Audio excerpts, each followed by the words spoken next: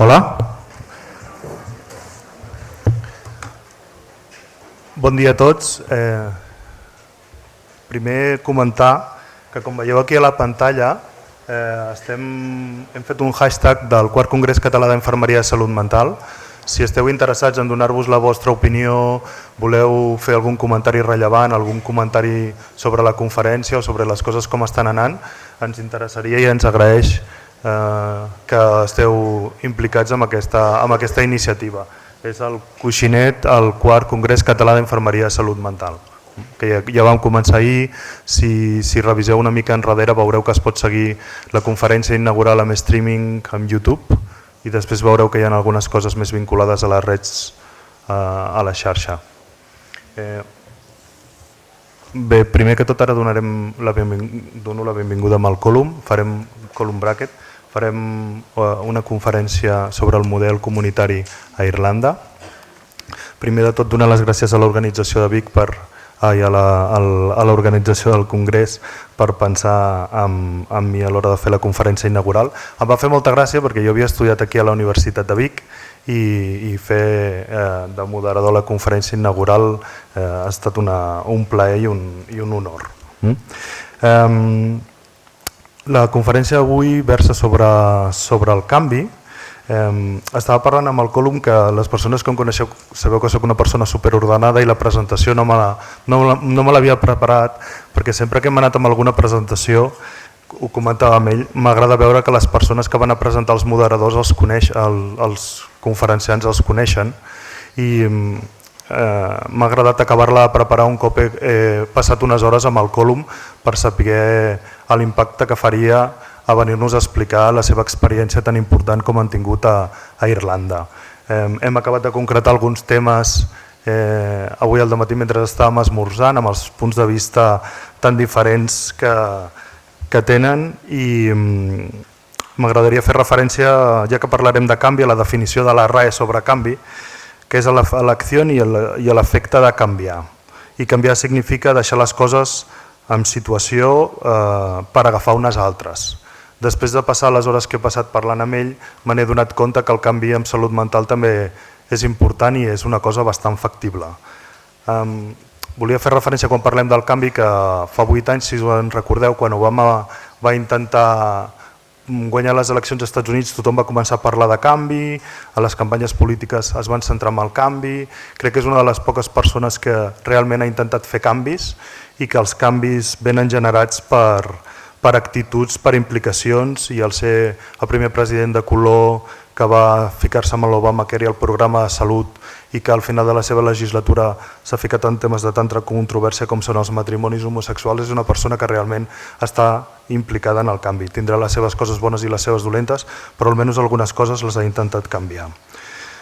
Parlant del canvi, quan faig referència al canvi o en parlem amb les persones que tenim ingressades a les nostres unitats de salut mental, parlem dels canvis i m'agrada citar Einstein quan diu que la bogeria és fer sempre el mateix esperant resultats diferents. I jo crec que amb el model comunitari d'Irlanda ens poden demostrar que fent les coses diferents s'aconsegueixen resultats molt interessants i molt importants, sobretot pels infermers especialistes de salut mental.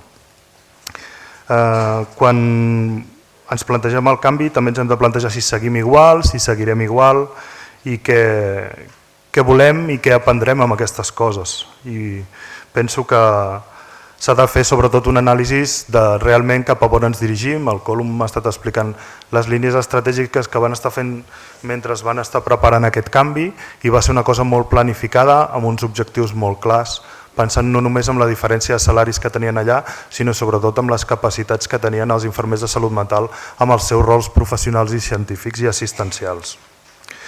Quan parlem de canvis, hem estat parlant amb ell, m'ha donat una bona lliçó de com els canvis venen per programes, per estructures i per experiències professionals, aprenent dels errors que es cometen, que són el principal font d'aprenentatge que tots tenim. Ens conflueixen i ens dirigeixen cap a una planificació estratègica que ens ha de fer i ens ha d'orientar cap a aquest sentit. Sobretot, ara us citaré una mica el currículum impressionant que té el Colum, però sobretot amb el que em quedo també és que no s'ha oblidat mai del que ell diu que és el bedtime, que és el temps que passen els infermers de salut mental al cantó dels pacients i que llavors crec que ens dona un punt de vista molt interessant i sobretot de les bases de lo que és l'enfermeria de veritat, tot i que es dedica a gestionar i planificar estratègicament les línies a les quals s'ha de dirigir la comunitat d'infermers de salut mental, perquè està basat també en la millora contínua. Us cito una mica el seu currículum perquè ens posem una mica en situació de com va començar i en quina situació es troba en la comunitat científica i infermera d'Irlanda. Ella és Royal Psychiatric Nurse i Royal General Nurse. És bachelor en els estudis d'enfermeria i Master of Science. Va començar la seva formació com a Registered Psychiatric Nurse abans de complementar els seus estudis generals d'infermer. Després us explicarà una mica com estan programades la formació dels infermers i com poden arribar a tenir la titulació d'infermers especialistes en salut mental. Quan va tornar a treballar als serveis de salut mental va treballar en diferents àmbits d'actuació com són els usuaris adults, l'orientació infantojuvenil i fins i tot forense, obtenint experiència treballant inicialment com a staff nurse i posteriorment en una varietat de rols de gestió d'infermeria clínica. Mentre treballava entre continents, perquè també va estar treballant a Austràlia, el Colum va estar treballant amb l'especialitat clínica d'infermeria a la comunitat, abans de treballar en un equip d'intervenció a la crisi. Posteriorment, el Colum va ser designat director d'enfermeria i en la unitat de planificació i desenvolupament midwifery, que és com les nostres comadrones d'aquí, en l'antiga junta del Northeastern Health, quan va ser establerta el 2001. Aquesta unitat va ser responsable de dirigir i establir el desenvolupament de serveis, inclús la millora de serveis i el desenvolupament d'iniciatives professionals. En els últims anys, el Colum ha estat director d'enfermeria dels serveis de salut mental a la zona Southwest de Dublín, abans de la seva designació el 2012 com director d'àrea d'infermeria als serveis de salut mental a la zona South Central de Dublín. Va ser designat com a director de programa en octubre del 2015 per l'Oficina de Gestió de Programes de la Divisió Nacional de Salut Mental, que ha estat establerta per desenvolupar un programa de reforma pel canvi en els serveis de salut mental. El Colum ha estat orientat al desenvolupament professional en programes d'enfermeria infantojuvenils i infermeria forense, ha sigut membre del Consell Nacional pel Desenvolupament Professional de l'Enfermeria i de les comadrones del Midwifery d'Irlanda i ha sigut membre de múltiples grups operatius de millora tant professionals com de serveis. Dono pas al Colum i moltes gràcies per la teva assistència amb nosaltres. Thank you, Miguel. Good morning. Bon dia a tothom. Tothom em pot sentir correctament? Sí? Perfecte. Tothom sent la traducció o el discurs original? Doncs molt bé. Bé, primer de tot m'agradaria donar les gràcies, agrair realment als organitzadors del Congrés per haver-me convidat avui a fer la meva presentació. Espero que podré donar-vos unes pinzellades sobre el que està passant a Irlanda amb els serveis de salut mental. Hi ha hagut molts canvis, molta reforma. Els canvis encara s'estan produint i se seguiran produint i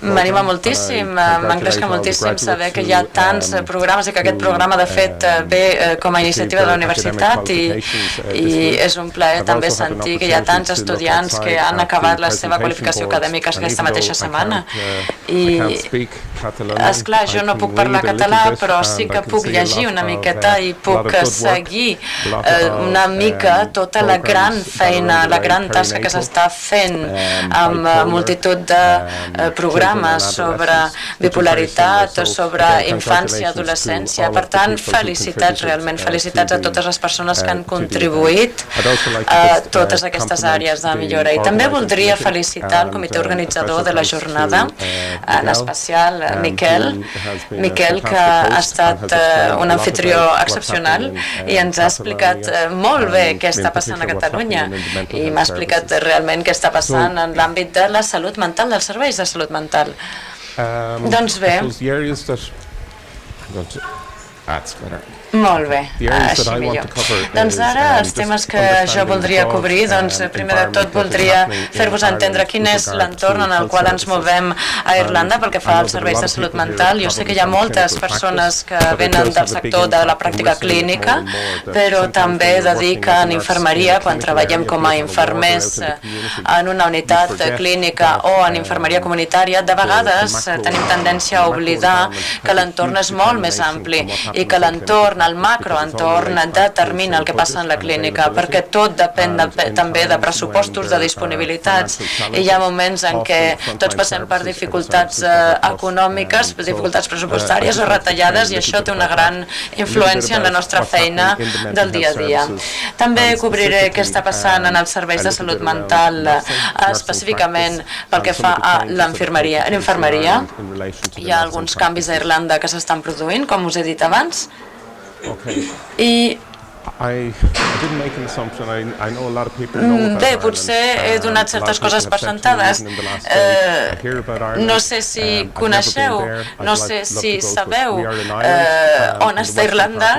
Nosaltres estem aquí a l'oest d'Europa. He sentit moltes persones que em deien he estat a Irlanda, d'altres que no, però m'agradaria anar-hi, etc. Doncs bé, nosaltres tenim una gran diàspora irlandesa, és a dir, hi ha moltes persones d'origen irlandès, que són descendents d'irlandesos, i hem estat sempre un país emigrant, un país d'emigrants. Hi ha molta població irlandesa al nord, a Amèrica del Nord, als Estats Units, a Canadà, a Austràlia, al Regne Unit. Tenim centenars de milers de persones que reclamen el seu origen irlandès. De fet, hi ha 3 milions de persones que no viuen a Irlanda però que tenen un passaport irlandès perquè són fills o filles d'irlandesos i viuen arreu del món. Doncs bé, i aquí això és on estem. I jo he preguntat al meu equip, si us dic Catalunya, què se us acut? Doncs bé, aquí ho tenim, el que se'ls acudia al meu equip. Tenim, bé, hi ha gent, hi ha artistes, hi ha esportistes, i tothom ha pensat en Dalí, en Gaudí, en la Costa Brava, amb les platges meravelloses, amb la bona gastronomia, evidentment pensem en el Barça. Doncs això és el que tenen els irlandesos al cap quan ens preguntem què en pensen de Catalunya o què se'ls acut quan diem Catalunya. Doncs aquesta és la percepció nostra de Catalunya. Aquí unes comparacions. Nosaltres tenim una població de 4.600.000 habitants a la República d'Irlanda i 1,8 milions a Irlanda del Nord. El volum de les traduccions que si baixeu una mica els pinganillos, que està una miqueta alt. Too fast?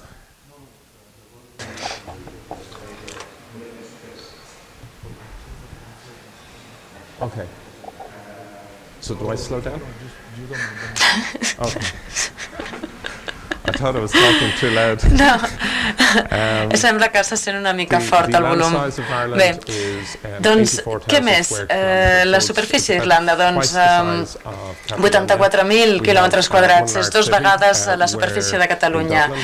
Tenim una gran ciutat, Dublín, on viu la gran majoria de la població, i jo no sé si es pot comparar amb aquesta regió de Catalunya, però és veritat que hi ha moltes persones de l'oest, de les zones rurals d'Irlanda, que han anat cap a la capital, cap a Dublín, i això, de fet, genera molta pressió pel que fa als serveis sanitaris a la zona de Dublín.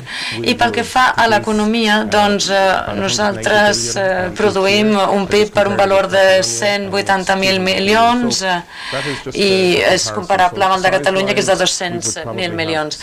Doncs bé, ara pel que fa a la població, doncs sí, a Catalunya hi ha una mica més de població, però és veritat que tot es concentra de nou en una gran ciutat, que en aquest cas és Barcelona, i els joves és cert que se'n van cap a les grans ciutats. igual que passa a Irlanda. Què més? Una altra cosa que voldria assenyalar: les persones que van arribar a Irlanda en el seu primer moment doncs venien d'aquesta regió, i jo també m'imagino que també a Galícia deu haver-hi un gran llegat celta. És interessant, és una qüestió que m'ha interessat i potser fa que hi hagi algunes similituds entre nosaltres. A Irlanda tenim una economia efervescent. Se'ns ha anomenat el tigre celta. El tigre celta. Això per què? Doncs perquè teníem un creixement, una taxa de creixement de 12% a l'any, i per això ens dèiem que érem el tigre. En algun moment, per tant, vam ser rics, i això, de fet, la nostra capacitat de créixer va ser elogiada, però tot es basava, de fet, en la construcció, en les infraestructures, i aquest tigre cap a meitat dels anys 90 doncs vam tenir alguns problemes econòmics, i com tots sabem doncs vam haver de ser rescatats. Aquí tenim la placa funerària d'aquest tigre que va morir l'any 2008, i això és important, això ho esmento perquè això té una gran influència en la política sanitària que es va desenvolupar durant l'època de creixement i també els canvis que s'han produït ara. Si ho hem de comparar amb Catalunya, doncs bé, diré que el 2006 teníem només un 23% teníem 23,6 de deute, i de fet, com podeu veure aquí a la gràfica, hi ha hagut un gran creixement de deute a Irlanda, i això evidentment ha tingut un gran impacte en els serveis sanitaris que som capaços de prestar. I en aquest context la OMS diria que un 20% de la discapacitat o de la càrrega de la discapacitat és representada per la salut mental. A Irlanda gastem un 6% del nostre pressupost en salut mental, però de fet hauria de ser 3 vegades més important aquest pressupost, hauria de ser del 20%. De fet, hi ha un estudi que es va fer el 2008 que deia que el cost de la mediocritat en salut mental era de 3.000 milions d'euros al 2006. I de fet, ja ho he dit, hem sigut molt afortunats en el sentit de que tenim un document polític que ha estat recolzat pel nostre govern, és a dir, que hi ha tota una política governamental, i és un document que va ser generat també per professionals sanitaris, és a dir, que és un document estratègic totalment. Va ser desenvolupat el 2006 i això ha sigut el mapa, la fulla de ruta pel canvi en els serveis de salut mental. No obstant això, hi ha hagut algunes crítiques a aquest document, hi ha hagut moltes recomanacions del document que no s'han dut a terme. Hi ha molts factors que determinen que hagi passat això. Els serveis de salut mental ara mateix estan treballant de cara a l'implementació, a l'aplicació d'aquest document. I hi ha una gran implicació en què sigui així i en què s'assoleixen els objectius esmentats per aquest document estratègic.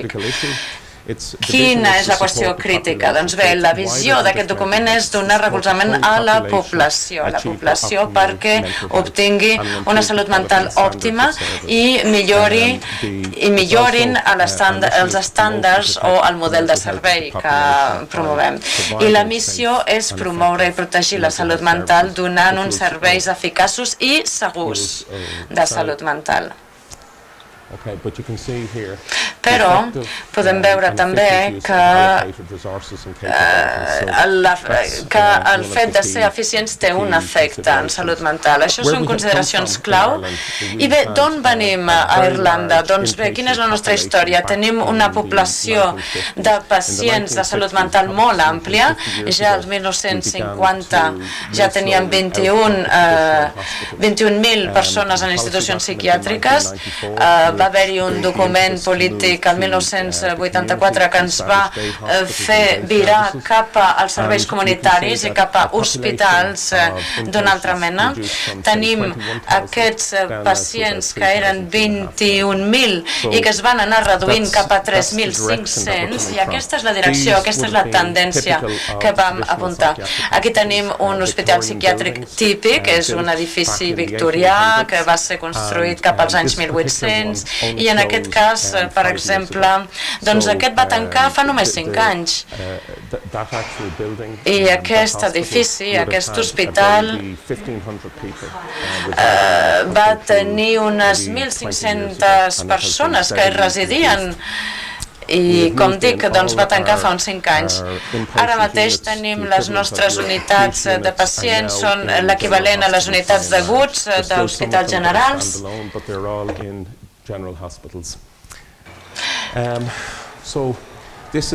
I aquí tenim un perfil del que són els serveis de salut mental. Ja ho he esmentat abans, hi ha aquest document governamental, aquesta política governamental. Tenim 9.000 persones que treballen directament als serveis sanitaris mentals.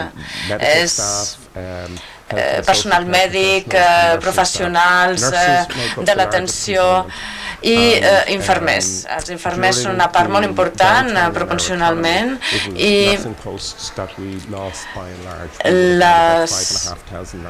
teníem unes 4.500 infermeres. Som operatius amb 850 ubicacions hospitalàries i tenim 18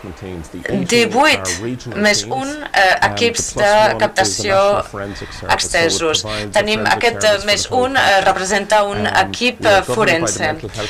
Estem governats segons aquesta llei de salut mental del 2001 i, tal com ho entenc, no correspon a la vostra llei o legislació sobre salut mental aquí a Catalunya, però sí que s'esmenten els drets de les persones amb problemes de salut mental. També tenim la Comissió de Serveis de Salut Mental i la inspecció, és a dir, que podem ser sotmesos a una inspecció a qualsevol moment del dia o de la nit en els serveis de salut mental. Els últims anys som, de fet, l'únic element dins de l'àmbit de la salut on hi ha hagut inversió, és a dir, que s'ha considerat una prioritat. Hem tingut una inversió de 35 milions en nous desenvolupaments. És una cosa totalment nova en relació amb altres serveis d'infermeria. Per tant, els serveis de salut mental viuen una època afortunada en aquest sentit. Aquí tenim un esquema, un diagrama molt esquemàtic del que són els serveis de salut mental.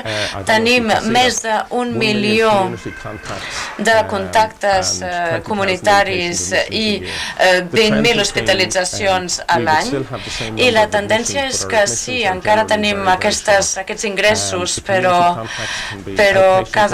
es van disminuint. I aquests contactes poden ser hospitalaris, poden ser domiciliaris, etc. Ara mateix tenim 1.000 llits per aguts i la nostra política diu que hauríem de tenir-ne 700. Nosaltres creiem que aquest és un objectiu una mica ambiciós, perquè hi ha perfils per aguts que poden funcionar molt bé, però hi ha certes poblacions que sí que necessiten una rehabilitació molt més dedicada i una rehabilitació de més llarga durada, d'1 a 2 anys. Per tant, això sí que és una necessitat emergent. Tenim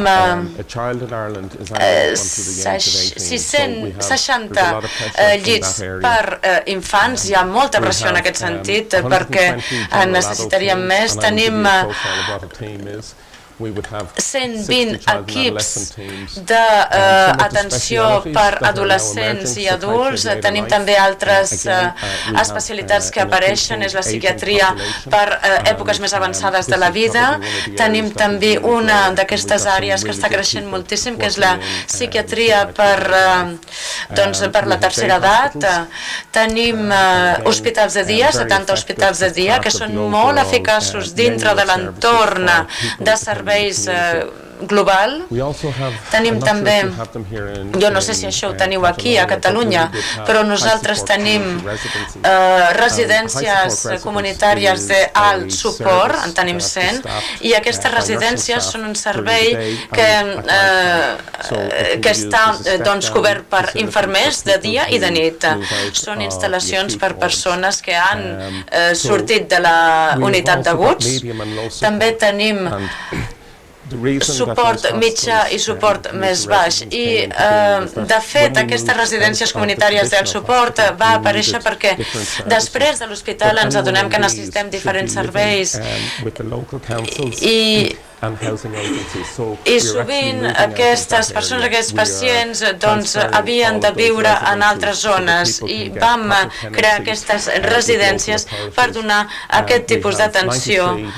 I tenim ara també 93 llits per serveis forenses i tenim també equips d'especialistes, equips de rehabilitadors, equips per trastorns de la conducta alimentària, etc. Aquí un perfil molt breu del tipus d'equips especialitzats que tenim a la comunitat. Aquí tenim l'equip forense per als trastorns i discapacitats mentals i aquí, conforme aquest document estratègic, aquí tindríem el perfil d'equip que un s'esperaria veure per atendre una població de 50.000 persones. I com veieu hi ha tot un ventall de professionals de la salut i de nou no hi ha cap d'aquestes professions que tingui un monopoli sobre les altres. De fet és un treball en equip, com ho hem dit abans, i el Miquel ho ha explicat, els professionals de la salut comencen a ser educats junts, conjuntament en alguns cursos, en alguns programes, i això és una cosa, és una tendència en la qual estem molt implicats i en la qual estem treballant molt, realment crear aquests equips multidisciplinaris. El consultor és el líder mèdic, el consultor és el responsable clínic últim i això és una qüestió molt important per nosaltres. També tenim un coordinador de l'equip, tenim també aquest NCHD que és un metge, tenim també 2 infermers sènior i 6 infermers o infermeres i tenim aquest paper d'aquí en gris del terapeuta que abans l'hauria fet un infermer o infermera. Aquí, per tant, tenim el ventall del que seria la constitució d'un equip. L'orientació dels nostres serveis, ara. Doncs, no sé si es pot comparar. Jo sé que teniu un document polític i teniu 3 nivells de salut. Teniu l'atenció primària, la secundària, teniu l'atenció especialitzada. Doncs bé, els hospitals i els equips comunitaris estan aquí, en aquestes 2 primeres corones. I tenim aquí els obstacles d'alta complexitat i l'experiència professional aquí a la zona baixa d'aquest eix. Després tenim un altre perfil professional per la medicina família, també tenim els serveis locals per desenvolupar xarxes locals i que la gent no hagi sempre d'acudir als serveis de salut mental més concentrats. Per tant, els recursos estan concentrats aquí en la zona baixa, però mirem d'escalar i de construir altres tipus de suport. Aquesta és l'orientació de la nostra política. Tothom vol recuperar-se i la recuperació es produeix com més sortim del centre d'aquesta corona. No cal allargar l'estada en aquesta zona central de les corones, sinó que realment l'objectiu és anar-se allunyant del centre d'aquestes corones.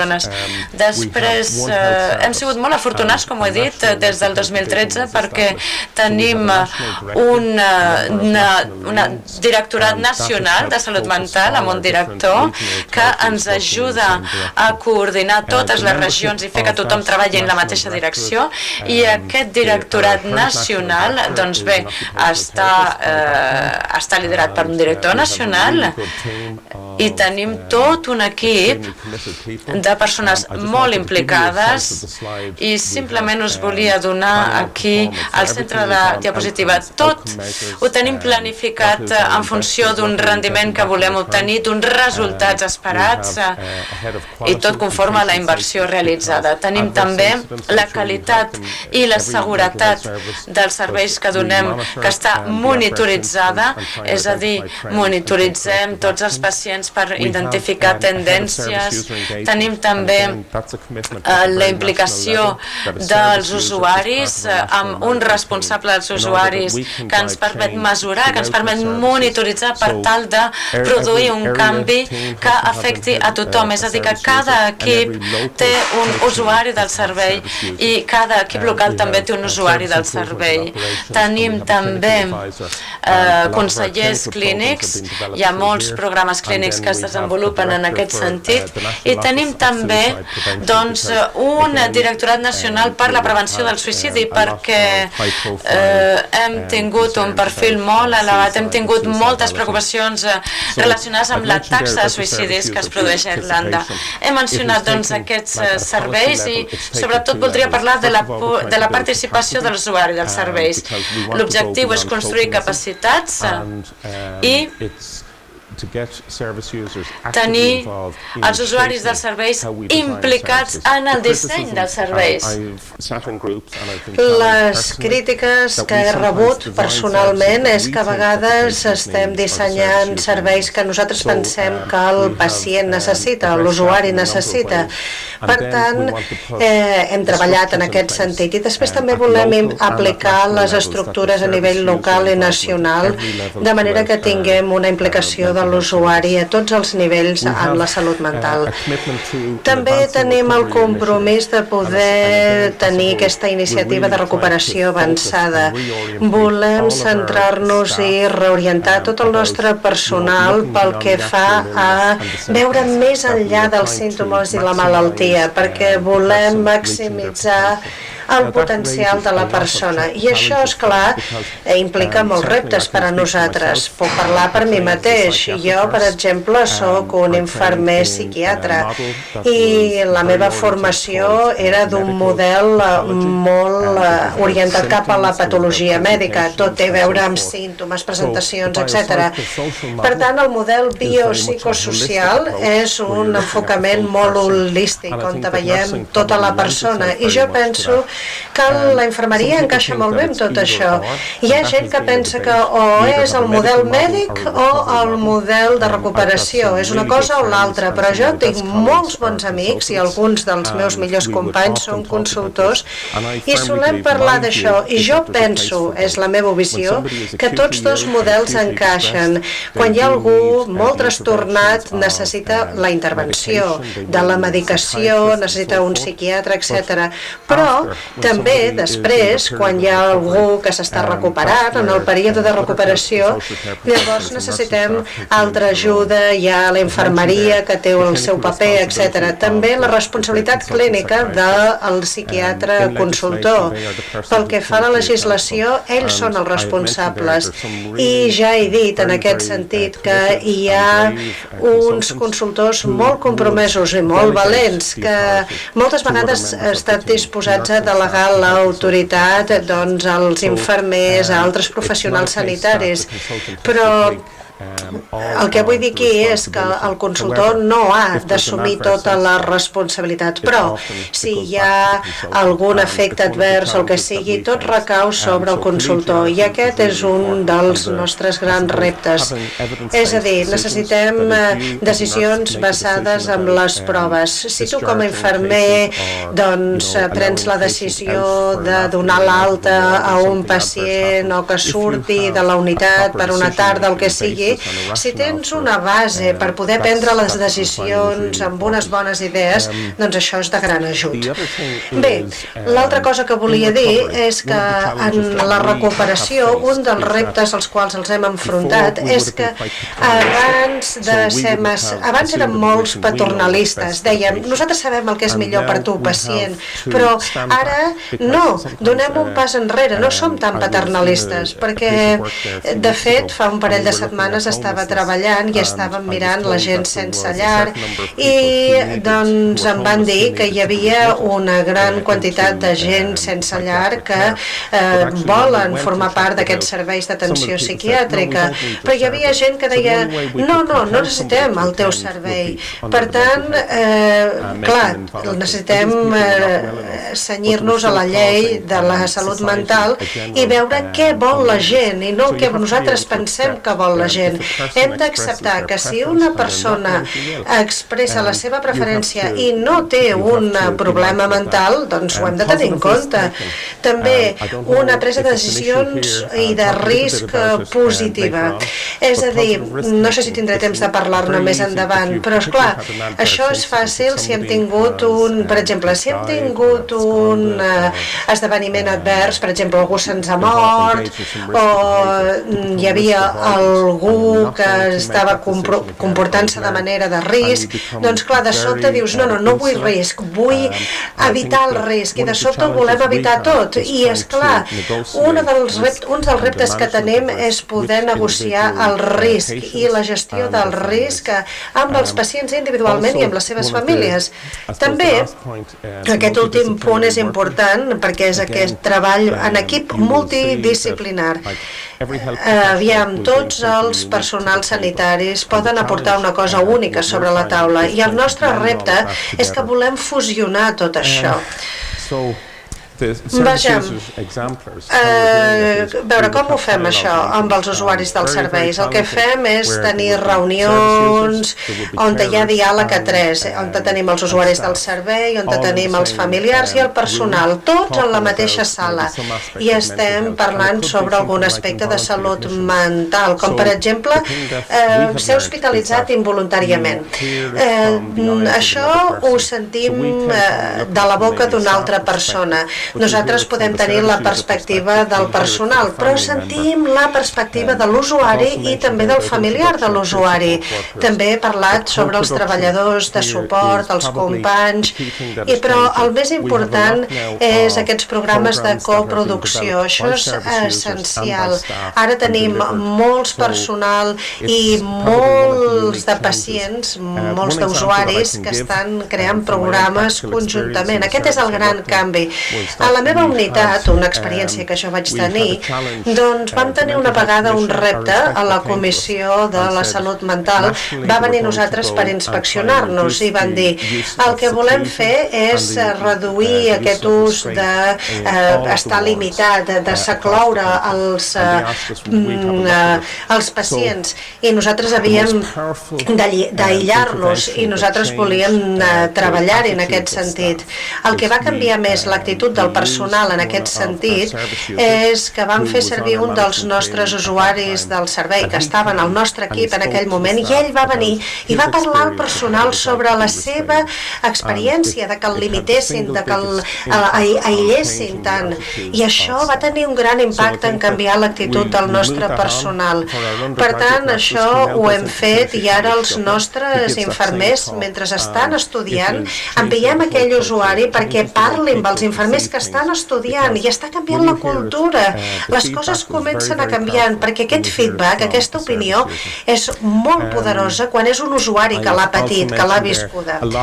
També hem parlat molt sobre anar desafiant constantment la nostra cultura organitzativa, com pensem sobre les coses. Una de les grans diferències, i ja he parlat d'aquest paradigma sobre com ens pensem que han de ser les coses. El model clínic de la comprensió es basa en la investigació científica i aquest coneixement. Tot és randomitzat i aquesta mena de control, però el model de recuperació es basa en l'aprenentatge d'una experiència viva. Un no és millor que l'altre. Com a professional i com a infermer de la salut mental hem de conèixer tots dos. Hi ha un model que va molt bé i hi ha un altre model que també va molt bé, la investigació i l'experiència. I el repte és combinar totes dues coses, sobretot en el context irlandès. I penso que hem avançat força, però quan més explorem, més reptes trobem. també he parlat sobre aquesta implicació genuïna, veritable dels usuaris dels serveis. A vegades hi ha gent que entra a canvi d'alguna altra cosa, diguéssim que estan allà per casualitat, però no, l'important és que des del principi l'usuari del servei estigui ben implicat en el disseny del servei, amb l'avaluació, amb el feedback, amb el desenvolupament de tot plegat, i també és molt important la implicació de la comunitat, dels companys, dels iguals. Els nostres programes clínics, i ja sé que vosaltres també teniu molts programes especialitzats, però aquests són tota una sèrie de programes que hem desenvolupat en els últims anys, per exemple, departaments sobre l'autolesionar-se, també de bulímia, de psicosi. Ara mateix estem desenvolupant un programa sobre els sense llars, perquè hi ha una altra correlació entre els sense llars i la gent que té greus problemes mentals. També programes que volem desenvolupar aquest any, que són els d'abusos de substància i d'alcohol, perquè a Irlanda teníem una separació, o un problema mental o una addicció, i cap dels dos encaixava mai, però ara hem reconegut que no, que hem de desenvolupar els nostres serveis encaixant les dues coses. També estem desenvolupant un programa sobre la hiperactivitat, el trastorn del dèficit d'atenció, i un dels reptes és formular un model per a gent amb discapacitats intel·lectuals que acudeixen als nostres serveis, perquè les seves necessitats no estan satisfetes en el sistema actual. Aviam, pel que fa als primers passos, episodis de psicosi, i aquest programa, doncs tenim un equip multidisciplinari, els infermers són essencials en aquest programa, se centra en la duració de la psicosi no diagnosticada, i el que he trobat a la literatura, i segur que vosaltres estareu d'acord, és que quan més temps tenim a una persona amb un comportament psicòtic sense tractar, més pobre serà el resultat. Què passa durant aquest temps? Doncs que socialment acaben aïllats, perden contacte amb els seus amics, amb altra gent, companys d'universitat, companys de feina, i per tant es tracta d'una intervenció ben temprana. I tenim aquests 4 elements, tenim un CBT de psicosis, una formació del nostre personal, la teràpia familiar, també un recolzament individual in situ. Aquest any tindrem gent in situ que treballarà amb la persona que té el problema per ajudar-los a mantenir-se o bé en l'educació o bé en la seva feina. Perquè, esclar, els nostres serveis diuen no vull un diagnòsi d'esquizofrènia, vull que estigui en contacte amb els seus amics, que tinguin una connexió social, que tinguin una casa, Això és el que ens diuen els nostres usuaris de serveis, i per això volem centrar-nos en que continuïn els seus estudis o la seva feina, i els infermers són claus en aquest sentit.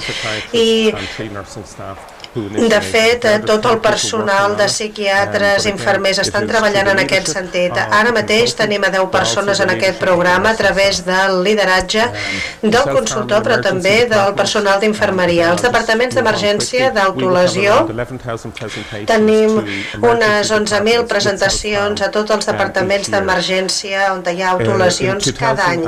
I en el 2013 doncs, va haver-hi 37 especialistes clínics que van estar treballant en aquells departaments d'emergència.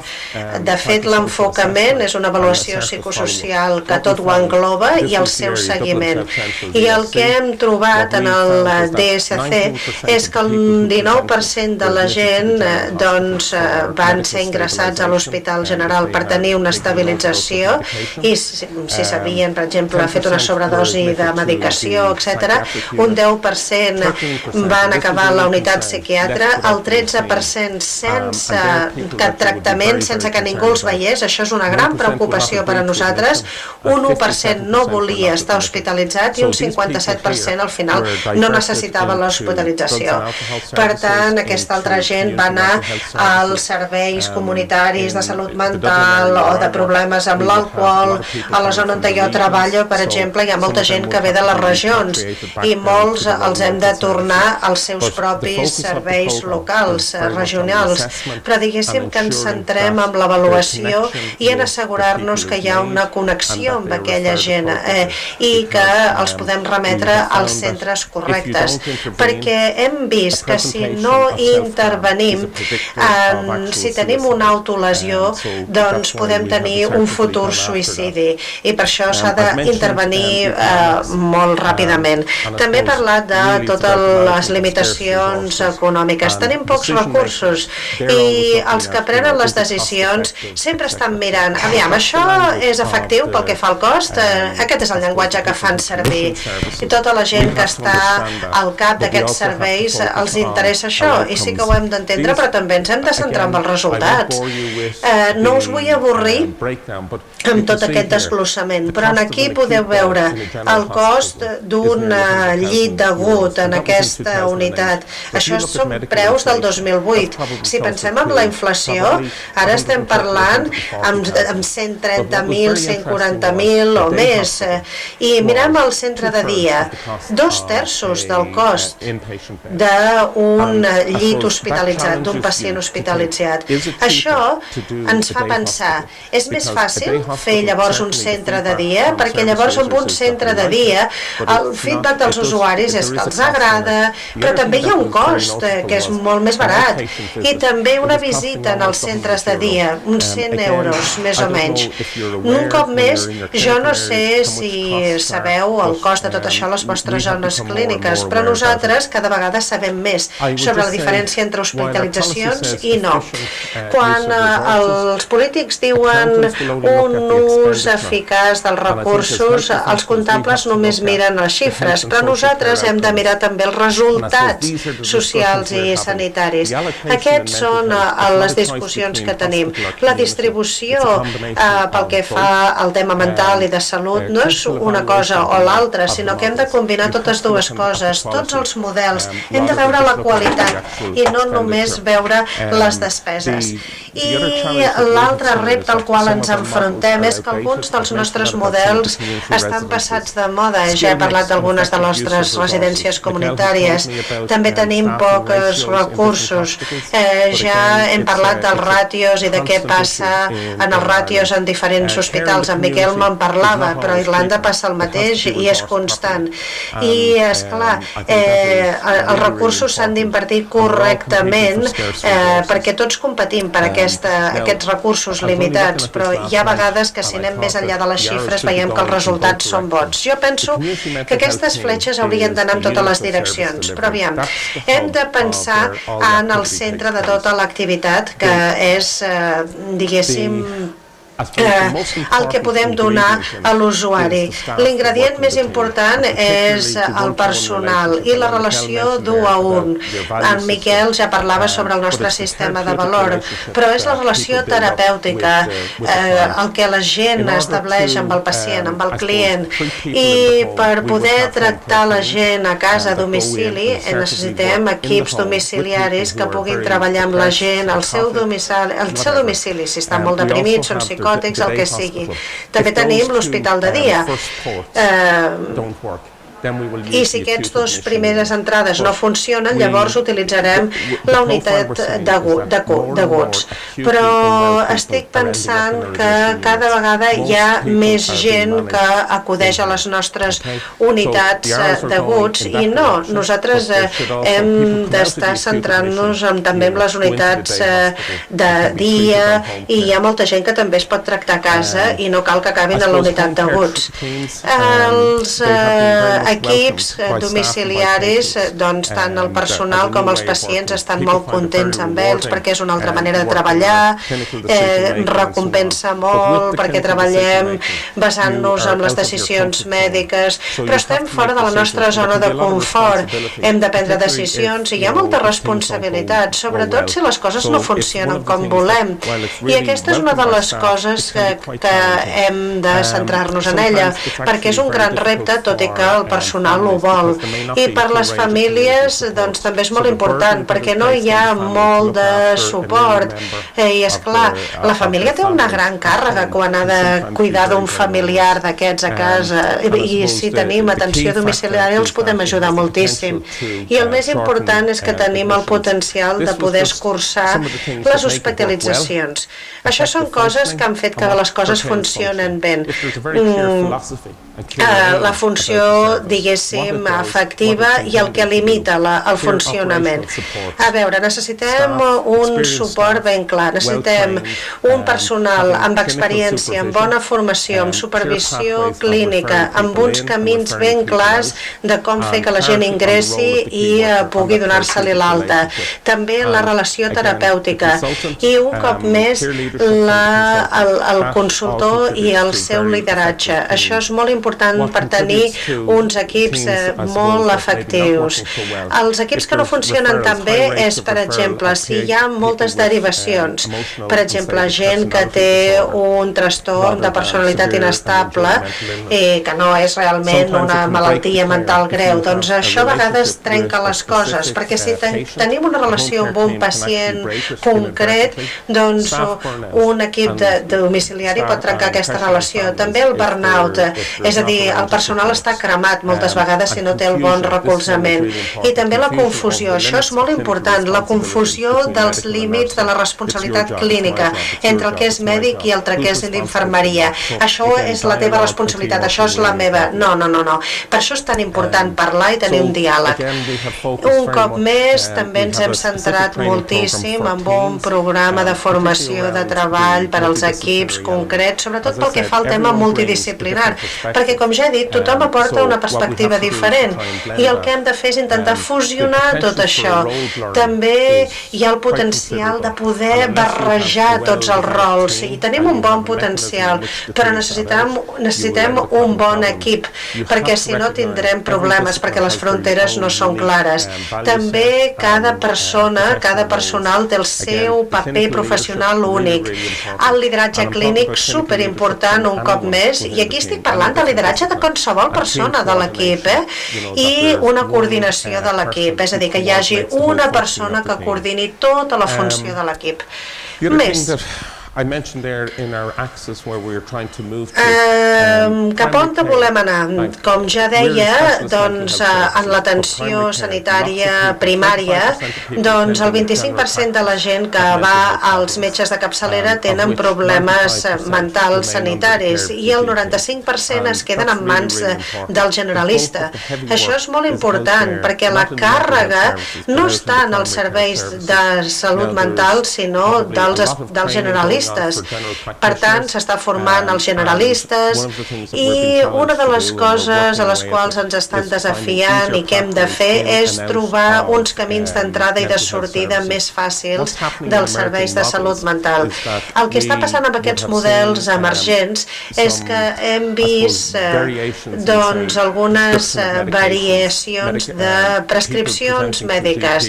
És a dir, la gent va a un generalista perquè està deprimit i té unes dosis de medicació subòptimes. Doncs en una de les nostres àrees d'Irlanda, l'equip de salut mental es reuneix amb els generalistes cada mes i tracten els temes de salut mental i tots els casos cada mes, pas a pas, i això està molt bé. Em queden només 5 minuts? Aviam, ja he parlat sobre les necessitats emergents de la població. Segurament això s'assembla força a la situació aquí a Catalunya, gent cada vegada més gran, nens en risc, sense llar, presoners, addiccions, malalties mentals, etc.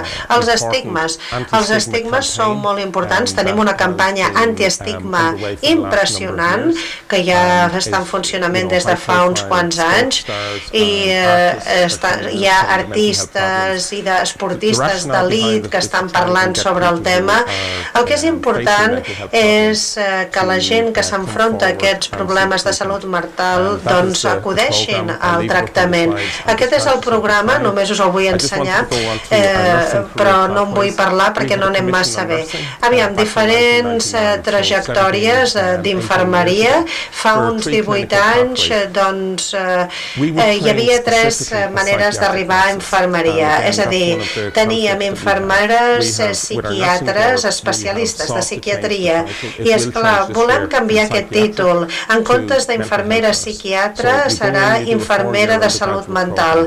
És un programa de 4 anys, llavors som aquesta infermera de personal i podem ser clínic de gestió o acadèmic. Aquesta és la zona de la qual acabo de parlar, que és la infermera especialista i l'avançada. L'especialista és la que està ben educada amb un diploma superior i que té una especialització. Per exemple, té una competència concreta amb suïcidi o, per exemple, amb qualsevol tipus de trastorn. Després tenim la practicant avançada, la infermera avançada. I això està funcionant força en la salut mental ara mateix. El Miquel li estava dient ahir que amb la reducció que hi ha pel que fa als metges més júnior als hospitals, doncs hi ha gent que ha acudit a mi i que m'han dit que prefereixen tenir una infermera sènior que sap de què va la cosa, que no tenir un metge júnior que només ha estat 6 mesos a l'hospital i després el tornen a canviar de lloc i que no saben de què va la cosa. Per tant, són professionals amb molta experiència, autònomes, molt responsables i tenen un nivell de màster, un títol de màster. Això no ho vull cobrir, però totes les infermeres fan planificació de salut. Tenen, per exemple, l'especialista doncs se centra en una cosa i l'avançada fins i tot pot dir que la gent, quan la gent ha d'ingressar o quan se'ls pot donar l'alta. Doncs d'aquesta manera tenim menys llistes d'esperes, la gent pot acudir als hospitals més ràpid i, per tant, més que tenir a un pacient amb un problema mental greu anant a un metge júnior, no, són aquestes infermeres especialitzades, avançades, sènior, que els ajuden.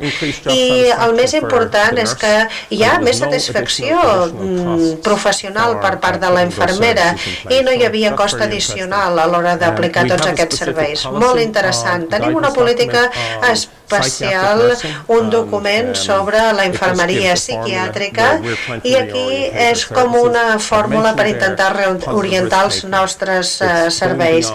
Prendre riscos de manera positiva. No es tracta d'evitar el risc, es tracta d'identificar-lo i treballar-ho amb l'usuari i amb la família. El que ens ha ajudat a anar més enllà del paradigma és aquest abast de tota la nostra pràctica. Tenim 3 elements en aquí. Primera, la formació de la infermera. Per exemple, si una infermera vingués a mi demà i digués que vol una nova funció, un nou càrrec, li pensaria, s'ha de formar més? Hi ha alguna competència, alguna habilitat tècnica que ha d'aprendre i té l'autoritat? Per tant, els formem, ens assegurem que tenen supervisió clínica perquè tinguin l'habilitat i després li dissenyem la política hospitalària per ajudar-les en la seva nou càrrec. Aquesta és l'última diapositiva, segur que m'estan dient, aviam si calla ja aquest home.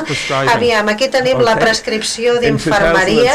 En el 2007, doncs esclar, és un gran camí, però aviam, finalment vam tenir la legislació que donava l'autoritat a les infermeres per prescriure. Més de 1.200 infermeres s'han format. És un programa de formació de gran repte. Hi ha química, hi ha anatomia, fisiologia, moltes coses implicades en la formació.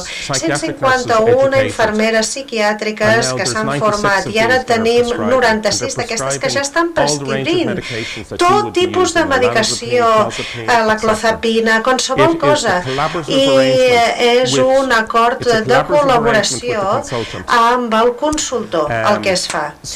I, per tant, no es pot prescriure tota la medicació, però si tenim una malaltia greu, mental, i s'utilitzen 10 medicacions, si el consultor et vol donar suport, doncs la política també et dona suport. Tu pots prescriure aquesta medicació com a infermera. I el que hem trobat és que al final els pacients compleixen amb la medicació molt més, perquè és la relació terapèutica. No vagis a un metge júnior 10 minuts, que després no el tornaràs a veure més. Estigues una hora com a infermera amb els teus clients, perquè la relació millora moltíssim. I un dels reptes que tenim és que no hi ha una remuneració extra per assumir aquest càrrec. Això és un repte, esclar, perquè s'ha de negociar també la manera per anar al comitè d'ètica de fàrmacs i fàrmacs terapèutics. Esclar, la política ha sortit a la comunitat i ha fet que nosaltres anem cap a la comunitat, però aquest comitè d'ètica normalment està als hospitals. Llavors hem de tornar a l'hospital per poder sol·licitar l'ajuda de tot això. Però, sens dubte, gràcies als consultors i al seu suport, nosaltres hem aconseguit el que hem aconseguit com a infermers. Això és el més important, la col·laboració entre companys. Ai, que encara queda alguna. Doncs el que estem veient aquí són els reptes que tenim. Aviam, el lideratge. El líder sempre pensem que és la persona que té el càrrec de gestor, però no, el lideratge veritable és qui està a la trinxera. Aquí és on hi ha el canvi, i sou vosaltres. El treball amb equip, un cop més. Tu ets un infermer dins d'un equip. Tenim una barreja d'habilitats. El Miquel ja ho ha dit, la ciència i l'art de la infermeria. Ens hem centrat moltíssim els últims anys en la ciència, a la part de la ciència, l'educació, la formació, però els valors i totes les habilitats és aquesta relació interpersonal que tenim amb els pacients. I a vegades la nostra professió no ho té en compte, però això és el que valoren els usuaris i les seves famílies. Una bona infermera amb bones habilitats humanes, professionals, d'observació, i després la pràctica basada en les proves i la pràctica basada en les proves, bàsicament. Això breument són els canvis que han tingut lloc. I ja sé que us esteu enfrontant a molts reptes i els usuaris també. Tothom aquí en aquesta sala és un líder potencial. La clau per a un lideratge d'èxit avui és la influència, no l'autoritat. Heu de tenir sempre això en compte. És com influïu als vostres pacients, als vostres companys, a qui fan les polítiques. És com teniu un impacte en el que passa als vostres hospitals. Això és el que compta. Moltes gràcies. How are we doing the time? Thank you. Bueno, ens queda poc temps, ens quedarà temps només per una pregunta. Ens hem passat 10 minuts, però jo crec que la traca final que hi havia reservada pels rols d'enfermeria de pràctica avançada i la prescripció d'enfermeria, que és el que més ha generat. No, jo he vist les vostres cares, quan el Colum m'ho va explicar a mi, em vaig quedar amb la cara mateixa que heu posat vosaltres quan ha dit que l'enfermeria arribava a prescriure i manegava olanzapines i clozapines. Per això no l'he volgut tallar, perquè m'ha semblat un apunt molt interessant. Ens dona temps per una pregunta i ens n'anirem a esmorzar. Si algú vol... Suposo que deveu tenir moltes preguntes. Si algú vol preguntar.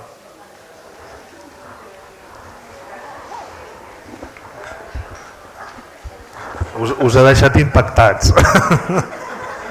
Perquè les xarxes socials estan cremant. Vull dir, la noia aquesta d'aquí davant.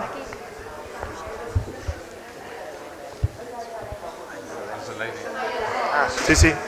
Disculpa.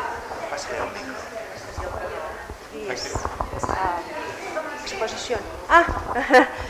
Thanks. My English is little. Yes. ho diré en català. Tothom m'entén en català? Té traductor.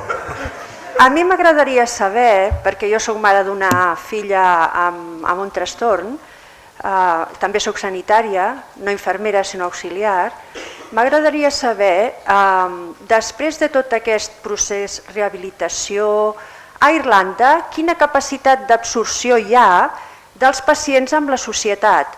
Si tenen alts nivells d'integració o la integració en el món laboral i en el món real, diguéssim, després dels ingressos o després d'aquests processos, és altament positiu o encara hi ha moltes barreres perquè aquests tipus de pacients realment s'incorporin a la societat.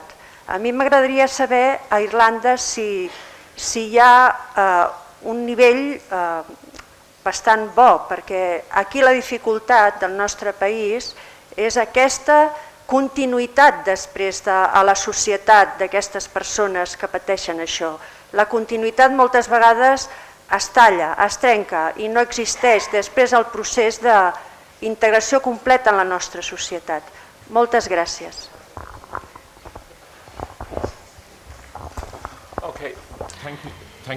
Molt bé, moltes gràcies per la pregunta. És molt rellevant, sens dubte. Una de les coses que hem vist és que la gent no vol mantenir els pacients en el seu servei per sempre més. És a dir, que el que sí que funciona és construir un suport a la comunitat per tal d'integrar la persona. Tenim unes campanyes molt importants per reduir l'estigma, com hem dit abans, i apareixen esportistes, artistes, que ens expliquen els seus testimonis personals, les seves històries personals. I el que volem és evitar que qualsevol persona sigui dependent dels serveis mentals. I per tal d'aconseguir-ho, el que fem és, per exemple, no tenim hospitals de dia exclusivament per salut mental. És a dir, ens basem molt en la comunitat. Ara li donaré un exemple. Va haver-hi una tragèdia a la costa sud d'Irlanda i els serveis de salut mental van anar a la zona d'aquella tragèdia per donar consell i la gent va dir que no els volien, i això va canviar la relació amb la comunitat. És a dir, els serveis mentals només venen a donar suport a la comunitat si la comunitat ho demana. Si jo sóc la infermera o l'infermer de la comunitat i a la meva zona hi ha hagut una tragèdia, miraré de fer el que pugui jo mateixa a la comunitat, si hi ha activitats socials, si hi ha algun tipus de recolzament, per mirar d'integrar aquella persona dins de la meva comunitat, no per treure-me-la de sobre. També tenim a Irlanda una associació que és bastant única, és l'associació de futbolistes gaèlics. És una associació que funciona a tot el país i és una associació portada i gestionada per voluntaris. És un punt de congregació, va molt més enllà del futbol, és socialització, xarxes. Aquesta organització ha pres la salut mental com un dels reptes principals que tenen i fa tanta feina a nivell local per mirar de pal·liar tots aquests problemes. Però per tornar a la seva pregunta, diem que mirem que les persones que han tingut problemes mentals es mantinguin a la comunitat, s'integrin a la comunitat, estiguin socialitzats amb els seus amics, facin xarxa, perquè gran part del problema és la ignorància en relació amb la salut mental. De vegades mirem cap a una altra banda, oi? Mentre que hem de mirar de mantenir aquestes persones en la seva comunitat, mirar que aconsegueixin el seu propi allotjament, la seva pròpia feina i que demanin ajuda quan és possible, però que sobretot que estiguin a la comunitat. No sé si això respon. Moltes gràcies. Okay. Thanks to the translator.